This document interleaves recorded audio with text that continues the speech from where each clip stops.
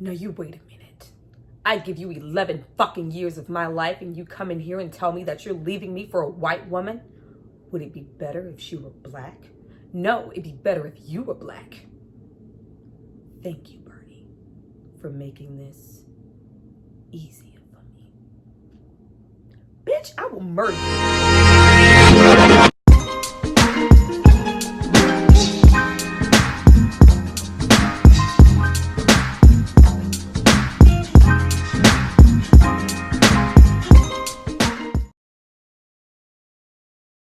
Hi you guys, welcome back to my channel. It's Tyra here with another struggle review, here to discuss Waiting to Exhale from 1995.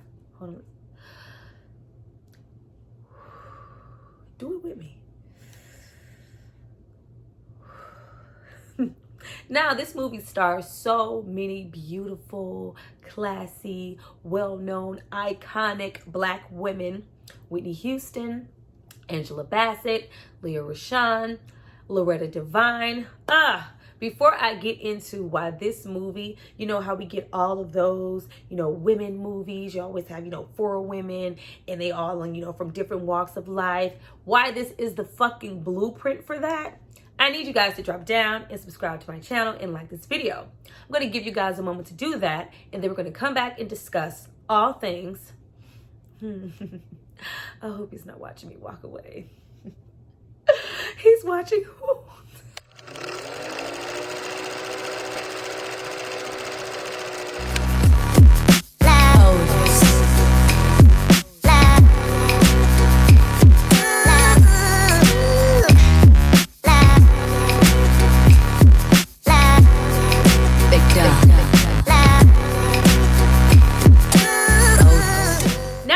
Hopefully subscribe to see more of me. Let's get into this movie. Now, do not come in here with that this is a man bashing movie. Like, this movie is unjustly to me thrown into the category of that's a women's movie. Well, it is, but hear me out.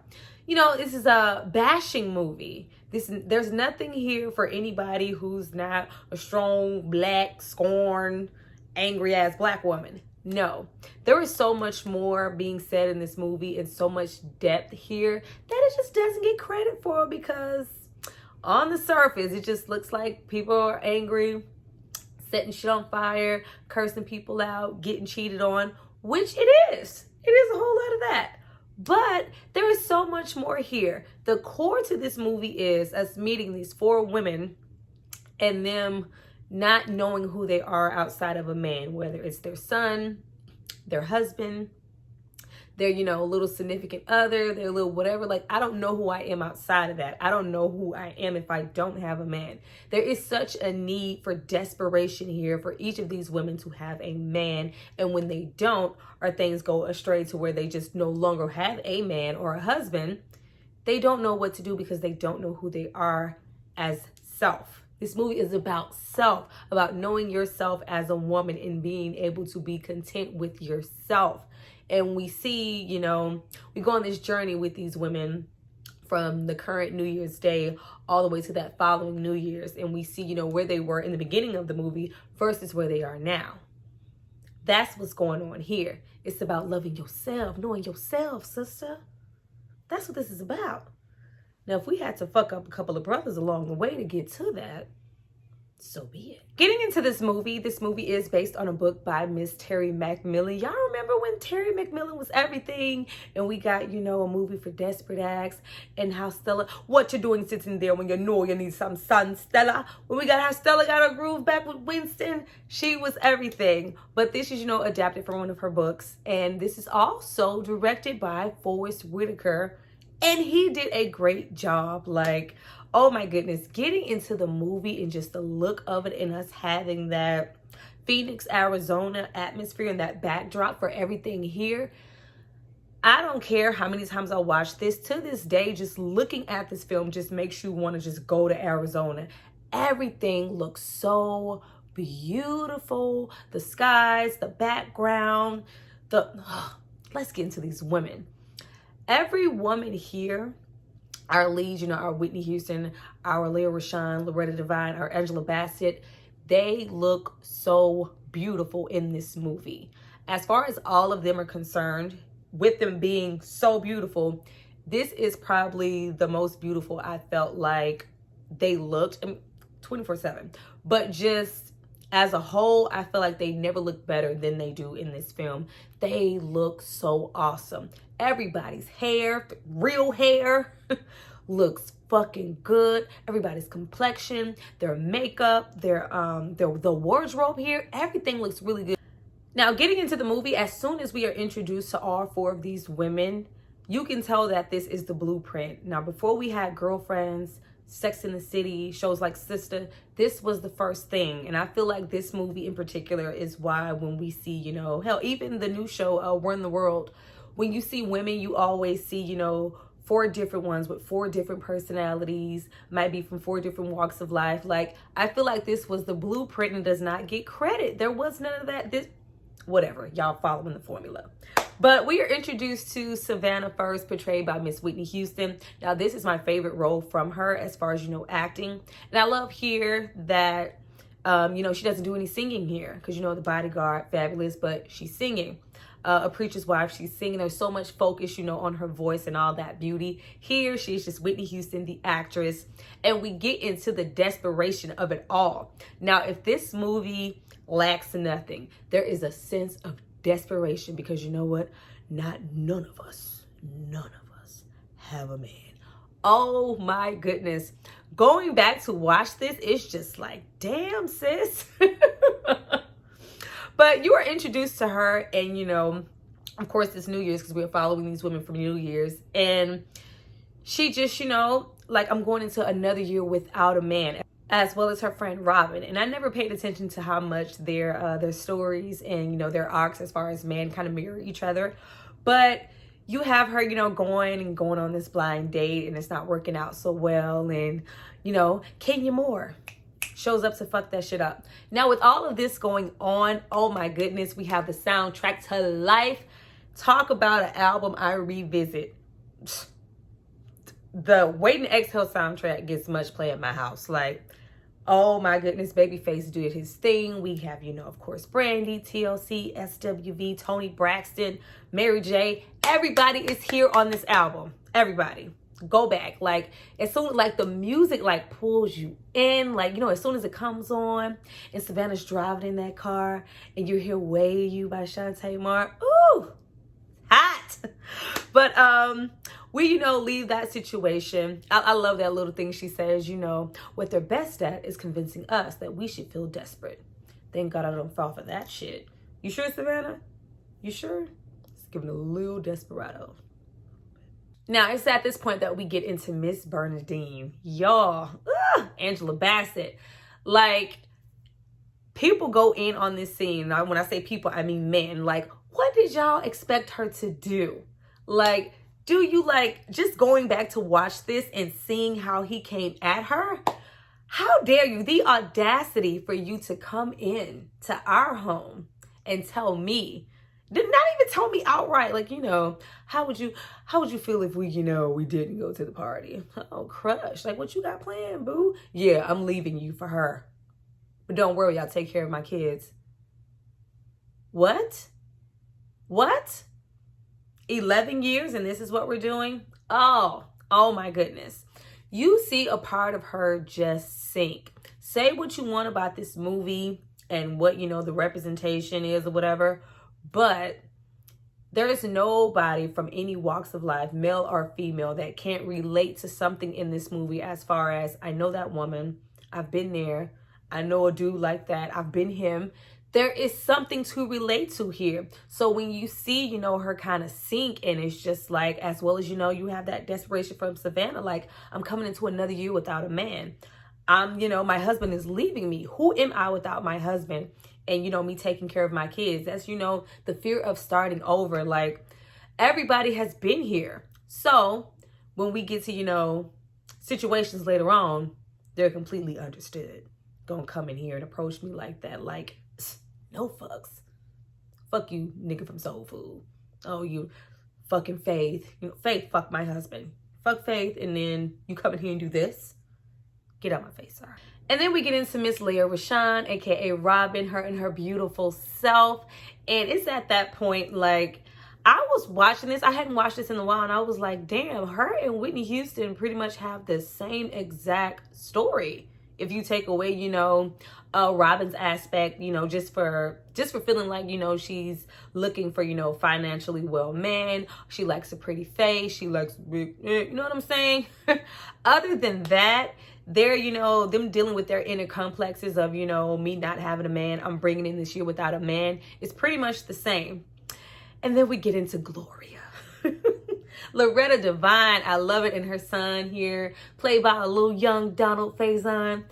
Oh my goodness, I love Gloria here. I love the attention to detail in this movie. You know, we get that opening shot of her at her window, and you have that dead Daisy with the little pear, like, you know, like Honey Life is dead, but something happened with that Daisy when she meet her boy. But okay, we're gonna go back to that.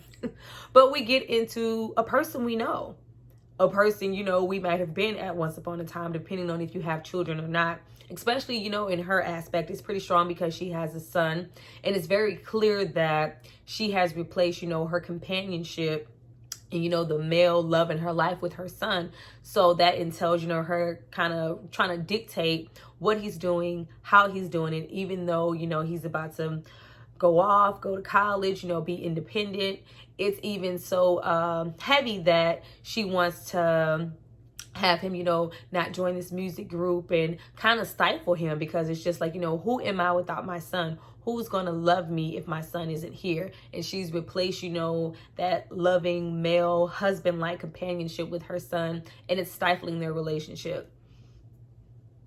All of these scenarios sound real familiar. Lord. The scene, honey, that iconic scene. Oh my goodness. Like, talk about things that you can just, you know, kind of repeat in your sleep. This scene has been, you know, reenacted, parodied in videos. It is just practically everywhere because she did such an amazing job here. And, you know, you have people who go off at this scene like, oh my God, like, why? She's just doing the most. Like, you have to just men in general. Let's take a little moment on, you know, women burning people's shit up. You know, pouring bleach on clothes, burning up shit, throwing it out, cutting stuff up. Okay. So let's just take this scenario here. He left her without any closure. You didn't try to... The way that this movie is shot, I have never read the book, but the way that it appears here, it was just like, you know, a shock to her. Like, this wasn't some troubled marriage to where, you know, we haven't been happy for years. You saw this coming. Even if it was 11 years, you owe me something. You owe me closure. You owe me the decency of making this like, what about me? The way her husband approached this situation, it was almost as if, you know, like, damn, did you ever love me at all? Not only are you leaving me, but you're leaving me for a white woman. You know, that emphasis, white woman? You're leaving me for that? Oh, gosh, she could be black. But I don't want people to take that emphasis. You know, it stung a little bit more because she was a white woman. It stung, period. It stung, period. Now, that trope of, you know, we helped each other. I helped you build your company. This is, you know, damn near our company. I was here, you know, when all we had was each other. But now that you know, made your way up the ladder, you want to trade in, you know, your starter wife for your new, you know, white woman. When he get on, he leave your ass for a white girl. Hey, get down, girl. Go ahead, get down. Yeah, you know, is that what's going on here? Like, that was so much to undertake. Not only are you not here, I can't talk to you. Your shit is here, though. I was your white woman for 11 years. Probably the only one who would tolerate your smug ass. Get your shit, and get out. Like, iconic 732. I remember when the Bassett told me he started counting right after 51. Bitch, what? But you see her take her frustrations out the only way that she can, by burning his shit up. Like, I'm taking all that shit look like it cost a grip in this nice, beautiful house. Burn it up. Flick that cigarette and walk off. You better do that shit. Bernie. So after we leave, good dialogue, you know, like, I thought if I gave him what he needed, he would give me what I needed. Like, oh, it's all in the words. Yes, girl. But you have Bernie, you know, really settling in the terms of, this is real. I am getting a divorce. What are my next move? What do I do next? And you have, Whitney there to support her. The sisterhood. That's what this movie's about. Then we get into Gloria. Now, once we got to Gloria, and this was, kind of our 35th desperate situation scenario in the movie, I was like, Lord, there's so much desperation going on here. Oh, but I had to remember, what era this movie is from, and where these women are coming from. These women are coming from, right after a generation of, you weren't anybody if you didn't have a husband and some kids by a certain age. This is back when, oh, we're going to college, meet a husband. Like, it was all about having a husband and having some type of significant other and reaching that milestone of, I'm happily married. And if you weren't by a certain age, you were, considered a spent. It was nothing like today. Like right now, it's all about, independence, girls. Everybody's, 50, not everybody, but, you can be 50 and not have any children, not have a husband. And it's, it's like, it's okay, girl, do you in due time. Back then, no. So Gloria was trying to get with her ex-husband. Oh my goodness. Play by bugging out. I fuck you up 2 times. Like, I love his ability to just transition between, like, sometimes you don't even be knowing. You're like, he black, right? No, he Latino. No, he Mexican. He Cuban? Like, you just never know. But you have him show up, and we had, that situation with her son. And that first scene, it's like, where did he sleep the last time he was here? Like, girl, whatever. You get excited. You trying to get some. I'm chilling. That's none of your business. But we get into her, and she is just so giggity to see her ex-husband. Though it's very, aware that he has not been a big presence in his son's life. And, he's just kind of, why is you here? Like, why you here? But, she still is pining away for him because she doesn't feel like she has any more options outside of him. She's just like, if you could just get, like, she's so eager. Like, I cooked. Here's some. I'll, like, almost flip the fuck out when, she's trying to hurry up and, like, pour, like, trying to get him drunk. Like, here, you want a drink? You want me to get you a drink? Like, she's just so, like, in awe of him. Just so desperate. I just want to feel something. Most of these women, especially with Robin, Gloria, and Savannah's situation, I just want to feel something. There are so many moments of them here waiting to exhale and exhaling and taking that breath like, whoo, this could be it. This could be the man. This is my moment to feel affection, to feel love. And it's just like, no, sis, not that. Back up. You don't want that. But after, minutes of desperation, and she's, So where's Tariq? Oh, he ain't here. So when should I expect him? Tomorrow. Tomorrow, girl, what are we supposed to do till then? And she's, touching him, following him. I just, I thought maybe you could, sleep over, like last time. Like, oh, just give me some, give me a little bit. Pipe down, Gloria, it's okay, baby. And then, he goes, I have been bisexual for years. Oh, okay. But I'm not anymore. I'm gay. Like, oh. Well, damn, I was like, well, then, was she a beard? Like, were you trying to find yourself in the midst of our marriage? Like, what's really going on? But you see her so heartbroken, and it's not even, like, to think of, like, this was, your gripe through our marriage. How long? It's just like, what are you talking about? So you ain't about to give me none? Get out. Oh, Gloria. So after we leave, no, I'm not going to cry. I'm not going to cry. I'm not going to shed no tears. And Angela asked, sell some of his shit with her 2 kids, her 2 adorable kids. Everybody was here. The whole cast was all real well-rounded. We have the 2 kids, the little girl and the son. They were like in every fucking thing in the 90s. I wish they went on to have, bigger careers. But the little girl, she was very prominent in the 90s. And, of course, Big Mama trying to get everybody together. The soul food cast was in full effect in this movie. But we get into, speaking of soul food, we get into Whitney trying to get herself a little piece. Oh, Savannah. And she freaking goes, my fantasy was to get myself a little piece, get my feet wet. Well, not exactly my feet. Or you thought you was going to get them feet wet. We get more into her and Robin's story arcs and their little life mirroring each other. Oh my goodness. Because you have Robin, having Michael. settling for that situation and not having her needs met sexually. And then we get to Whitney. Oh my God. My total for gas came out to blah, blah, blah. And he didn't even give me my change back. Like, ugh. But after such a serious scene like that, we get scenes like our next one that inject comedy. There is so much laughter here within this film. Like, if you just watch it, you can get into it. And we get into Wendell Pierce coming in there with Robin dancing. Hey, oh, ha, whoa, go Robin, whoosh. Like, it is freaking hilarious. You have Robin settling for someone that she doesn't want. And I know us as women do this often, probably men too. Like, let me try to pull myself out of my comfort zone and, you know, not go for what I typically go for. I like, you know, a man with a pretty face. I like a man, you know, with a nice physique. Let me go with, you know, a Wendell Pierce. You know, he's a little bit on the chubby side. He's, you know, we have that, you know, Michael's not pretty, but he is available. Like, oh, we're settling. So you always have that aspect there of her not really having any real, you know, significant interest in him as far as, you know, as a person. But, you know, he is financially well off. He does have something to offer there. And he is available. He's available here for me. He wants me. I don't have to worry about, you know, him off cheating on me or him having multiple women. You know, things that I've dealt with in the past. He's available. And boy... I love when they get in that bed. I love when he's packing her over and she falls.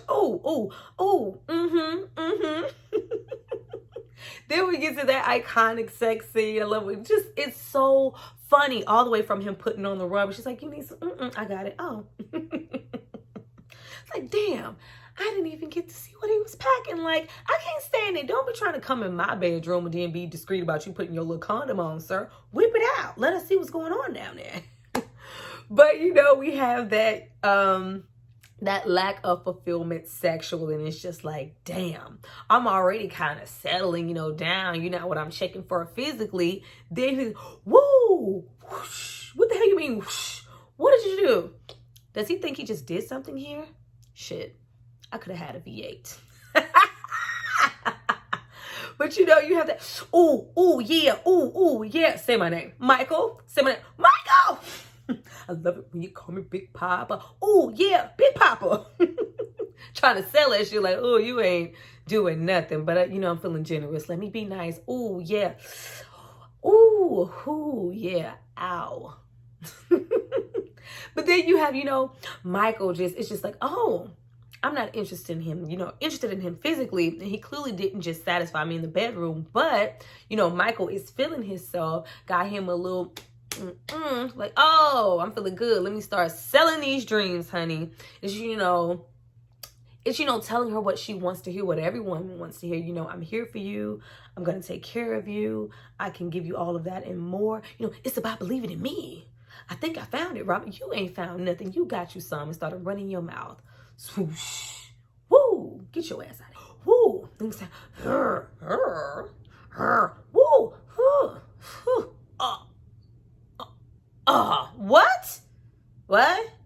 What? You done? Oh, that's what happened. Try to get yourself a little peace. Settling for these men. Moving so fast. These women, especially as far as, you know, Savannah and Robin's character were concerned, were moving so fast with men, trying to create, you know, relationships and life and intimacy out of nowhere. Like, you don't even know these people. Stop. That's why you ain't getting none. Now, it's at this point of the film that we see all four women kind of go through the change within, you know, their story arcs. Of course, we have, you know, Savannah, who is kind of falling back into old habits as far as dating a man named Kenneth, a.k.a. what's in your wallet. And she's kind of falling back into that. Now, this is a married man who has that typical, you know, I'm going to leave my wife. And she's holding on to his word. And I think it's really understated how we have her mom just kind of in her ear all the time, just going, you know, give him a chance, babe. You know, he's a good man, Savannah. Because a lot of mothers, especially from that generation, do that. Like, girl, you hang on. We hung on. Why can't you? Like, he could. Like, encouraging her daughter to continue to be the side chick. Oh, mama, no. But you have that, pressure coming there and her really, dealing with that. And then you have Robin, who, AKA, he'll never get another whiff of it, into old habits. Of course, Robin's is goddamn Leon. Love me some Leon. Come strolling in like only Leon can do, when he hit that, I'm David Ruffin, and these are the Temptations. That good old stroll. Ain't nobody coming to see you. Oh, the stroll. Leon, yes. It's also a married man who she's, kind of indecisive about. She know he's no good. We've been there before. I've been your hanger on for years now.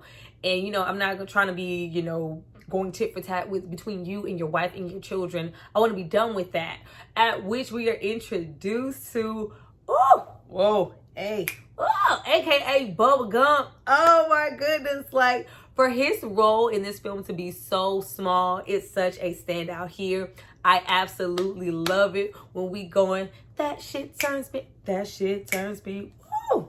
Oh, all at the party, living his best crack. Girl, what do you expect him to say? I'm a crackhead.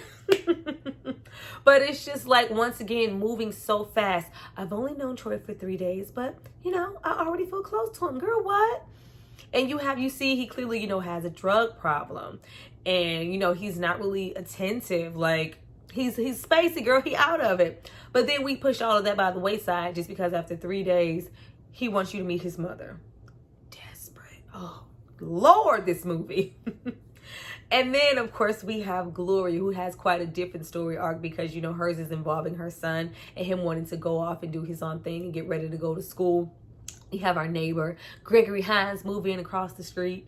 You want to come over, some cornbread, candy yams, ham hocks, bacon, macaroni and cheese, some ham, collard greens, hog head cheese, head. Like, girl, damn, Gloria, I want a plate. I want some cornbread. I'm trying to eat what you're eating. But, I like a woman with a little meat on her bones. I love those moments. Like, it's so iconic. And I hope he's not watching me walk away. But there's just a new aspect for love and her finding interest in a man, outside of her son and her ex-husband. And then, after we leave, my father's a quit. Like, watching this and, he and her son say, they're all the same gay. I'm like, oh my God, they was really saying, we can't say them words. We can't say them words no more. My father's a queer. My father's a fucking queer. Like, oh, this was 95. And then we get into Bernie suiting up. Oh my goodness. Thank you for thinking of your children. Like, Lord, like, I just hadn't seen this in a while. Her fucking husband, it was like he was taking pleasure in leaving her with nothing. Like, I gave you the house and I now sell it? Oh, but you have her, lure you up, and we have little, like, brief moments. Like, where else you gonna get a brief Wesley Snipes cameo? I love when, we have her transition and she's kind of hanging out and they're in the club and, shit, I could be at home watching Good Times. And it's just, she's had that cut. One ignorant move from your husband, you gonna come in here and cut off all your hair? You want it shorter than mine or longer than mine? I could always use a razor. I can't believe you. Like, you have her, her newfound, like, she's shedding, like, I'm changing, I'm becoming a new woman. And, you have that little brief moment at the bar with Wesley Snipes' character means so much, and they're finding common ground because she's so hardened now. And him telling her, my wife is dying of cancer and my wife is white, and this, kind of giving her a new perspective.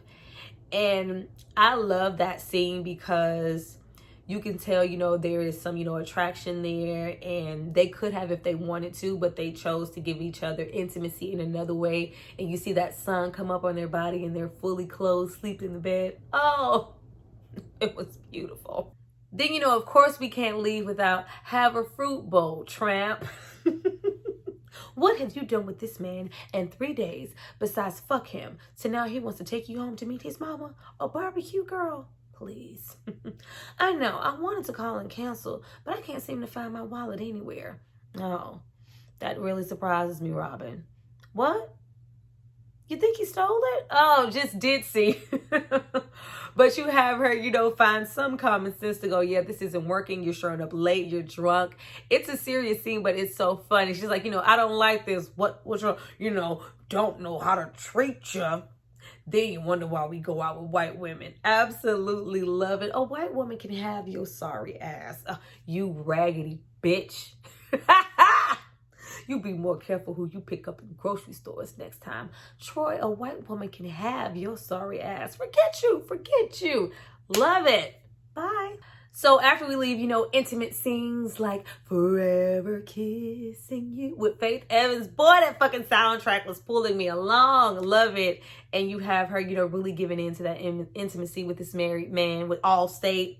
And you have, we lead up to, Gloria's birthday party. That whole birthday party, their little get together, their whole setting of them just in the living room, just talking and having girl talk. It's so heartwarming, just to see these 4 women just confide in each other and support each other. And, just them, when I heard, when I heard Whitney Houston say, whatever happened, to the good old days when man used to call you up and, take you out on a date, where they hiding? It's just like, oh, you thought y'all had some good old days. What the hell do we got? Whatever happened to, not sliding in your DM? God, oh, it's terrible. But I love that. And, they just express so much and, really support each other and meet each other where they are at that moment. And you can tell like that moment really pushes them to make those, indifference decisions that they have to make later. And, we have them go through transitions in, their relationships. You have Whitney Houston's character, like he's clearly married. He's clearly, not sending you any signals that he's going to leave his wife and his kids for real. What are you going to do? Then you have Lela Rochon pretty much going through the same thing with Leon, slow strolling ass. Like, you've been leaving your people for how long now? Like, I'm over it. And then, of course, you have Gloria and her hit a road bump in her relationship, with the Gregory Hines character, because he's willing to tell her about herself. Like, you're stifling your son. You need to let him go. You're going to miss him, but this is what's best. And, that kind of puts a strain on their situation. And then, of course, you have Angela Bassett fighting away in court with her husband. And it's just like a fight to the finish as to who is going to get the money.